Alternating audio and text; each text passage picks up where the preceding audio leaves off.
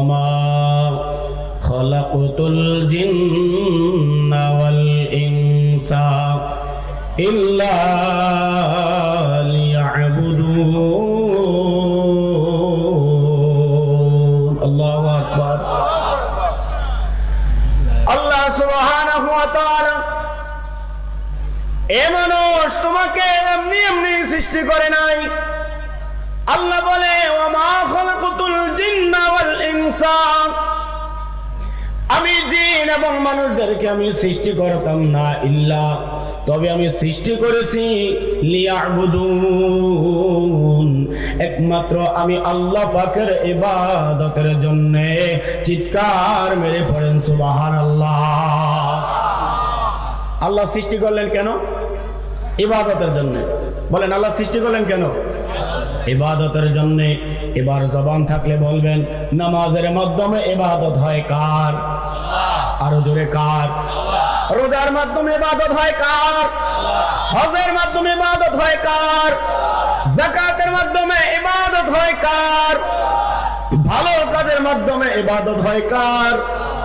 প্যারে হাজিরিন, আল্লাহর ইবাদত করা লাগবে, কিন্তু আফসোসের বিষয় হলো এখানে অনেকে হয়তো থাকতে পারেন আমরা প্রত্যেকেই আল্লাহর বান্দা, আল্লাহর গোলাম দাবি করি, কিন্তু অনেক হতভাগা আছে।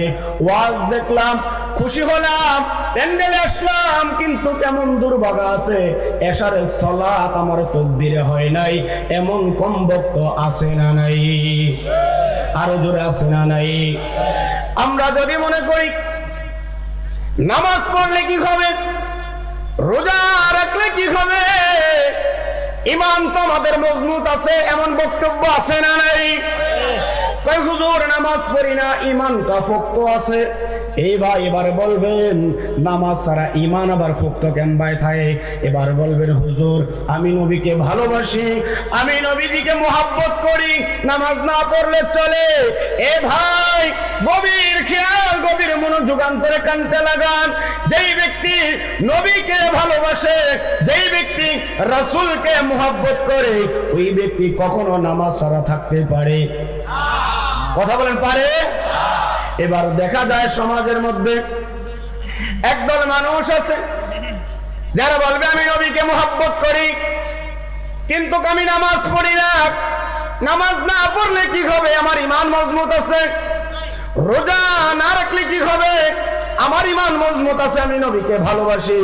এ ভাই এটা নবীর ভালোবাসা না, এটা হলো নবীর সাথে ভণ্ডামি করা। চিৎকার মেরে বলেন ঠিক কিনা?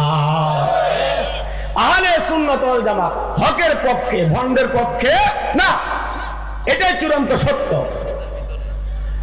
নবী করিম সাল্লাল্লাহু আলাইহি ওয়াসাল্লাম সাহাবায়ে কেরামদেরকে বলে বনি ইসরাঈলের কাতার হবে ৭৩টা, আমি রাহমাতুল লিল আলামিনের উম্মতের কাতার হবে ৭২টা। এই ৭২টা কাতারের মধ্যে একটা কাতার হবে জান্নাতি, আর ৭১টা কাতার হবে বাতিল জাহান্নামী। সাহাবায়ে কেরাম জানতে চাইলেন ইয়া রাসূলুল্লাহ, ইয়া হাবিবাল্লাহ, নবী গো, একটা কাতারে যে জান্নাতে যাবে ওটা কোন দল? নবী বলে ওটা হলো যেই দলটা আল্লাহর হুকুমগুলা নবীজির তরিকা অনুযায়ী সাহাবীরা যেইভাবে চলতেছে ওইভাবে যারা চলে তারা হলো জান্নাতি।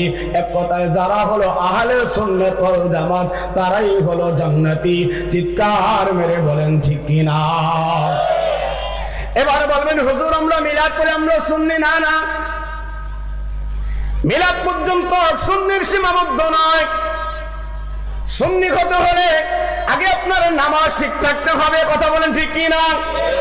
আল্লাহর হুকুমগুলো ঠিক রাখতে হবে, নবীজির সুন্নত তরিকায় চলতে হবে, সাহাবায়ে কেরাম যেইভাবে চলেছে ওইভাবে চলতে হবে।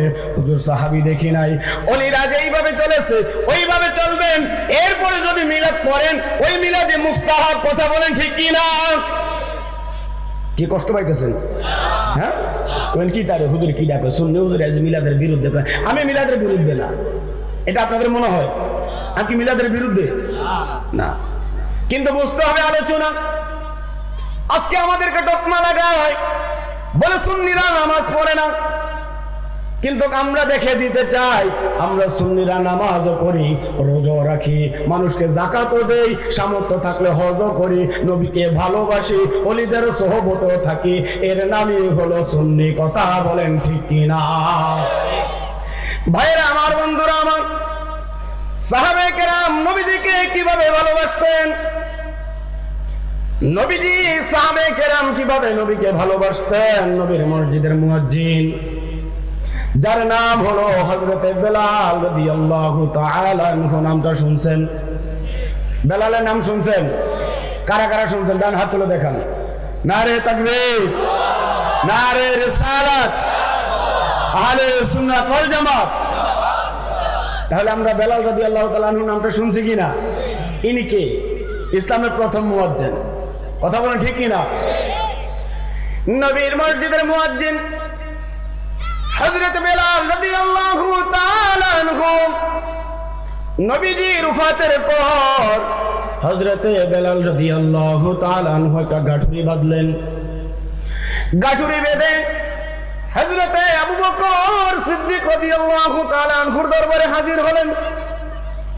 ইয়া আবু বকর, আমি আর মদিনায় থাকবো না, আমরা নবীকে ভালোবাসি, আপনি নবীকে ভালোবাসেন, আমরা সবাই নবীকে ভালোবাসি, কিন্তু সাহাবায়ে কেরাম কিভাবে নবীকে ভালোবেসেছে এ শরীয়তপুরে মানুষ শুনে যাও। আবু বকর জানতে চায়, ওকে বেলাল, কেন তুমি মদিনায় থাকবা না? কেউ কি তোমাকে আঘাত করেছে? না কেউ তোমার উপর অত্যাচার করেছে? না তোমার খানার সমস্যা? ও বেলাল, যদি তোমার খানার সমস্যা হয়, বাইতুল মাল থেকে কিছু তোমার জন্য ধার্য করে দিব। বেলাল ডাক দিয়া বলে, ও নবীর সাহাবী আবু বকর, আমার যা প্রয়োজন তুমি আবু বকরকে এনে দিতে পারবা? আবু বকর জানতে চাই, রে বেলাল, কি চাও? যা আমি দিতে পারবো না।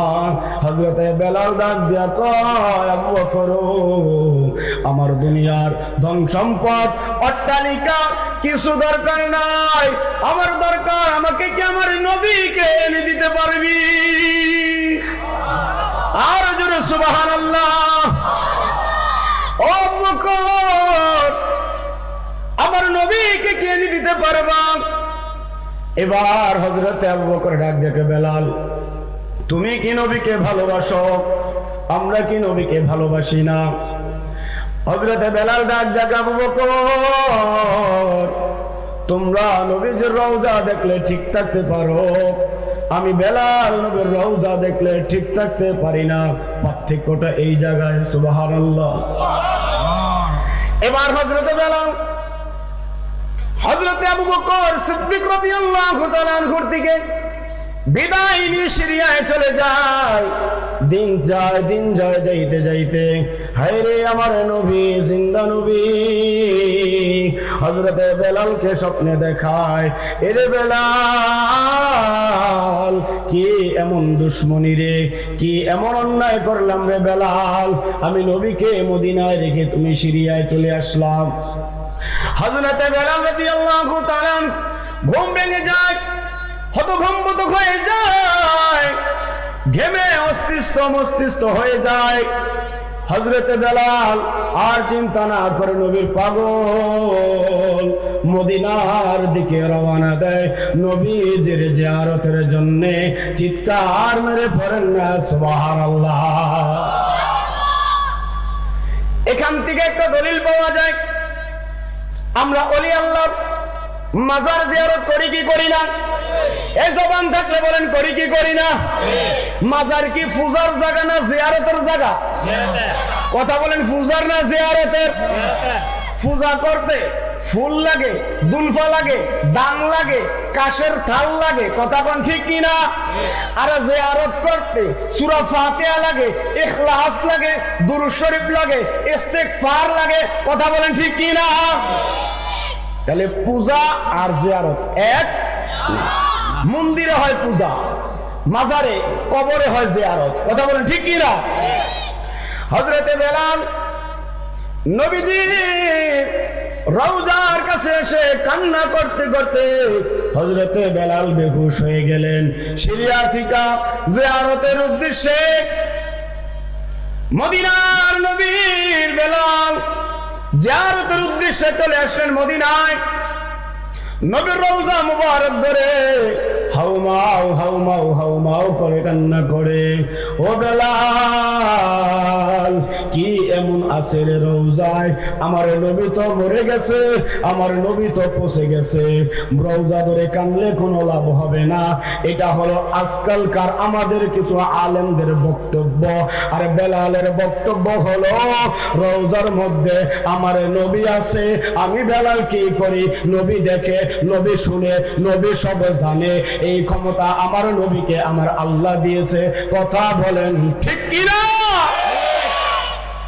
সাহাবায়ে কেরামের আকীদা নবী জীবিত, এটাই চূড়ান্ত সত্য। কথা বলেন ঠিক কি না? নামাজ পড়ি, নামাজ এমনি পড়লে হবে না, নামাজ ইয়াকিনের সাথে পড়তে হবে। ইয়াকিন কি? ইয়াকিন হলো যখন আপনি এশারের সালাত আদায় করতেছেন তখন মনে করতে হবে আপনি নামাজ পড়তেছেন, আপনি আল্লাহকে দেখতেছেন। এবার এখানে যারা মুসল্লি আছে বলেন কয়জন আল্লাহকে দেখছেন? দেখছেন? দেখেন নাই। ইয়াকিন ছাড়া নামাজ পড়লে নামাজ হবে না। এবার আল্লাহকে দেখেন নাই, ইয়াকিন শেষ না। কিন্তু মনে রাখতে হবে আপনি যদি আল্লাহকে না দেখেন, আল্লাহ আমাকে দেখতেছে এই বিশ্বাস করে নামাজ আদায় করতে হবে। কথা বলেন ঠিক কি না? এর নাম হলো ইয়াকিন, এর নাম বিশ্বাস। কারণ যেই ব্যক্তি মনে করে আল্লাহ আমাকে দেখতেছে আমি নামাজ আদায় করতেছি, ওই ব্যক্তি কখনো নামাজের নিয়ত বাইদা এফিল উফিল চায় না। কথা বলেন ঠিক কি না? আজকে আমাদের এলাকায় কিছু নামাজ পড়ে, নামাজ পড়তে আইসা এইভাবে প্রথম কাতারও চায় যে রে কার্পেটও কিনে হয়েছে, কার্পেটও ময়লা লাগছে, হ্যাঁ আজ নামাজের পরে হুজুরের দরুম, ওই যে টাইসের মধ্যে কি ময়লা, আজ নামাজের পর হুজুরের দরুম, মাইকের ভিতরে ঘুম লাগছে, আজ নামাজের পর হুজুরের দরুম। এমন মুসল্লি আছে না নাই? কথা আছে না নাই? বারে বা তুমি নামাজ পড়তে গেছো, নামাজ না পড়বে, এত বলছাও কে? তাহলে বোঝা যায় আমরা নামাজের দোষ দেওয়া লাভ নাই, আমরা ঠিক মতো পড়তে পারি না। কারণ আল্লাহ বলছে ইন্নাস সালাতা তানহা আনিল ফাহশাই ওয়াল মুনকার। ও বান্দা, তোমার নামাজ তোমাকে খারাপ কাজ থেকে বিরত রাখবে। যদি নামাজ যদি পড়তে পারো তুমি কখনো খারাপ কাজ করবা না। এবার বলবেন হুজুর আমগো এলাকার অমুক বেহারি অমুক মোল্লায় হে নামাজও পড়ে, তাহাজ্জুদও পড়ে, এশরাকও পড়ে, আওয়াবিনও পড়ে, সুদে টেহা লাগায়, ঘুষও খায়, মাঝে মধ্যে অন্যের হক নষ্ট করে, এমন ভদ্রলোক এই সখীপুরে নাই? হ্যাঁ হ্যাঁ হ্যাঁ হ্যাঁ, আর যদি আছে আছে আছে, নামাজের দোষ দিয়ে লাভ নেই। বাস তুমি নামাজ পড়ার মতো পড়ো, তুমি নামাজ পড়ো মানুষকে দেখানোর জন্য। কথা বলেন ঠিক কিনা? এই নামাজে কোনো কাজে আসবে? হযরতে বেলাল তার ঈমান আকীদা হলো আমার নবীজি রওজা মুবারক থেকে আমার বেলালকে দেখে, বেলালের কাকুতি মিনতি নবী শুনে বেলাল হাউমাউ করে কান্না করে। মদিনার মধ্যে কান্নার রোল পড়ে গেল। হায় রে নবীর মসজিদের মুয়াজ্জিন হযরত বেলাল আবার চলে আসলেন। জানতে জানতে সাহাবায়ে কেরাম আস্তে আস্তে আস্তে আস্তে মদিনার দিকে একটা জড়ো হয়ে গেল। সাহাবায়ে কেরামদের সমাগম। এবার সাহাবায়ে কেরাম এক একজন বলেন, ওগো নবীর মসজিদের মুয়াজ্জিন, ওই বেলাল কতদিন হয় তোমার জবানের আজান শুনি না। ওরে বেলাল আজান কি দিবা? তোমার কণ্ঠে আজান বড় শুনবার মনে চায়। বেলাল কারো কথা পাত্তা দেয় না।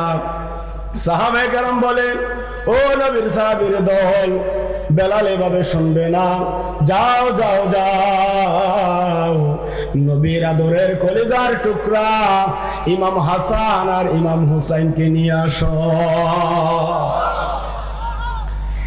ইমাম হাসান আর ইমাম হুসাইন যখন বেলালের কাছে আসলেন, হযরত বেলাল আমার নবীর চেহারাটা ইমাম হাসানের চেহারাটার সাথে অনেক মিল ছিল। সুবহানাল্লাহ।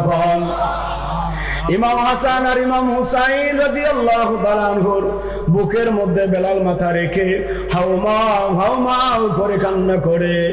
আর সাহাবায়ে কেরাম বলে, ও নবীর নাতি ইমাম হাসান ইমাম হুসাইন, তোমরা বলো না হযরতে বেলালকে আযান দিতে। ইমাম হাসান ইমাম হুসাইন ডাক দেয়া করে, বেলাল কতদিন হয়ে গেল তোমার কণ্ঠে মসজিদে নববীর মধ্যে আযান হয় না, তোমার কণ্ঠে কতদিন হলো আযান হয় না। এরে বেলাল আযান কি দিব? সুবহানাল্লাহ বলতেন না? ও বেলাল আযান দাও, তোমার কণ্ঠে আযান বড় শুনবার মনে চায়। চিৎকার মেরে বলেন সুবহানাল্লাহ। উঠো বিল্লাল মিনারাতে, উঠো বিল্লাল মিনারাতে, সময় বয়ে যায়, আযান দাও গো মধুর সুরে, শুনবার মনে চায়। আযান দাও গো মধুর সুরে, শুনবার মনে চায়। ও সখীপুরের মানুষ, ও শরীয়তপুরের বাবারা, হযরত বেলাল বলেন, এমন দুই ব্যক্তি আমাকে বলেছে যার দেহটা আল্লাহ পবিত্র করে দিয়েছে, যারা হলো পাক পাঞ্জাতনের সদস্য। চিৎকার মেরে বলেন না সুবহানাল্লাহ। পাক পাঞ্জাতন সদস্য ইমাম হাসান ইমাম হুসাইন বলে, বেলাল আযান দাও। বেলাল পাহাড়ের চূড়ায় উঠে গেলেন। এবারে বেলাল তার দুইটা শাহাদাত আঙ্গুল তার কানের মধ্যে দিয়ে আযান দেওয়া শুরু করে দিলেন। আল্লাহু আকবার, আল্লাহু আকবার, আল্লাহু আকবার, আল্লাহু আকবার। এইভাবে বেলাল প্রথম আল্লাহ শব্দ ধ্বনিটা দিলেন, আল্লাহ মুখানে এই ধ্বনিটা দিলেন, আশহাদু আল্লা ইলাহা ইল্লাল্লাহ। এই ধ্বনিটা দিলেন। বেলাল কান্না করতে করতে বেহুশ হয়ে যায়। 3 নাম্বার, হযরতে বেলাল যখন আশহাদু আন্না মুহাম্মাদুর রাসূলুল্লাহ বলতে দেরি, বেলাল অজ্ঞান হয়ে মাটিতে পড়তে দেরি হয় নাই। চিৎকার মেরে পড়ে আল্লাহু আকবার। বেলালের মতো আশিক যদি আমরা হইতাম, এ দুনিয়ায় নবীজিকে দেখিতাম, এ দুনিয়ায় নবীর দেখা পাইতাম। নবী দেখতে চাননি? কথা বলে, নবী দেখার ইচ্ছা আছে না নাই? কারা কারা নবী দেখবেন? দুইটা হাত তুলে দেখান। নারে তাকবীর, নারে তাকবীর, নারে রিসালাত। ওয়াজ মাহফিল, ওয়াজ মাহফিল। আল্লাহ পাক প্রত্যেকের নবী দিদার নসিব করে পড়ি আমিন। এবার হযরতে বেলাল বেহুশ হয়ে যায়, বেহুশ বেকারার হয়ে যায়। ও দুনিয়ার মানুষ, কিতাব সাক্ষী দেয় মদিনায় 2 বার কান্নার রোল পড়ে গেল। একবার আমার নবী যখন উফাত গ্রহণ করে, নবীর ইন্তেকালের দিন মদিনা শুধু কান্নার জন্য ঘুম ঘুম করলো। 2 নাম্বার বেলাল যখন মদিনা থেকে সিরিয়া গিয়ে আবার যখন সিরিয়া থেকে মদিনায় আসলো, তখন মদিনার মধ্যে কান্নার রোল পড়ে গেল। সাহাবায়ে কেরাম নবীকে এইভাবে ভালোবাসতেন। সাহাবায়ে কেরাম নবীকে ভালোবাসতেন শুধু মুখের জোরে নয়, সাহাবায়ে কেরাম নবীকে ভালোবাসতেন তাদের জীবনের চাইতে বেশি। কথা বলেন ঠিক কি না? নবীর ভালোবাসা বলেন, নবীর ভালোবাসা আল্লাহর ইবাদত যাই কিছু করেন একজনের জন্য হতে হবে। জবান থাকলে বলেন তিনি কে? আরো জোরে কে? আল্লাহ বলেন, ও বান্দা আমি আল্লাহ বলে দিলাম, কুল ইন্না সালাতি ওয়া নুসুকি ওয়া মাহইয়ায়া ওয়া মামাতি লিল্লাহি রাব্বিল আলামিন। চিৎকার মেরে আল্লাহু আকবার।